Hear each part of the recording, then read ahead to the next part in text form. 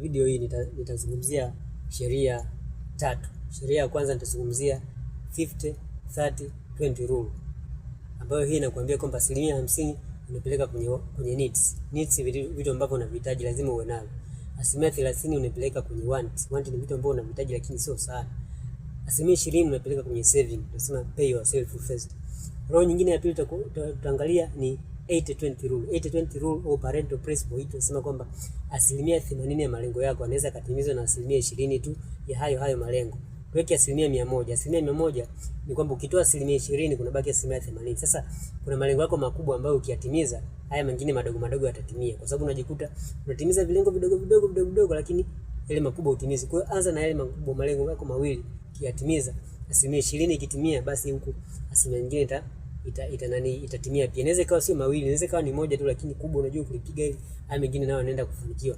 Rule nyingine nakwambia the 2-minute rule. 2-minute rule ni ile sheria ambayo inakwambia kwamba nenda kafanye jambo at least dakika 2. Kama jambo hujisikii kulifanya na ni muhimu kufanya, assignment sawa, kwenda kujibu email sawa, kwenda gym, kuamka asubuhi, hebu tumia dakika 2 sawa, kufanya hilo jambo.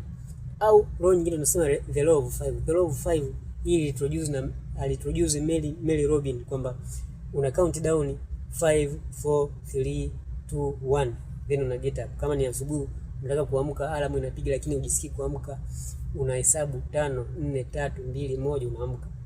Hujisikii kwenda mazoezini, hesabu 5 4 3 2 1 nenda. Unataka kumface mtu, hesabu 5 4 3 2 1 get up.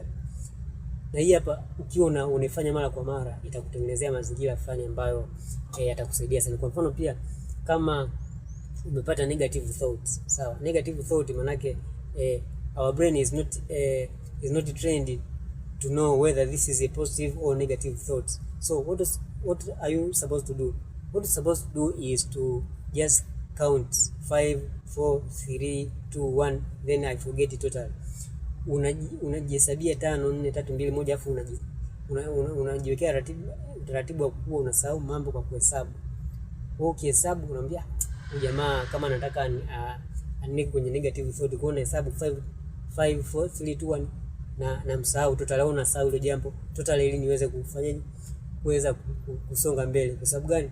Kwa sababu lile jambo tunasema crush your enemy totally on the spot, kwamba negative thought ikiingia tu pale, hebu ishambulie kwa count down 5 4 3 2 1 get total.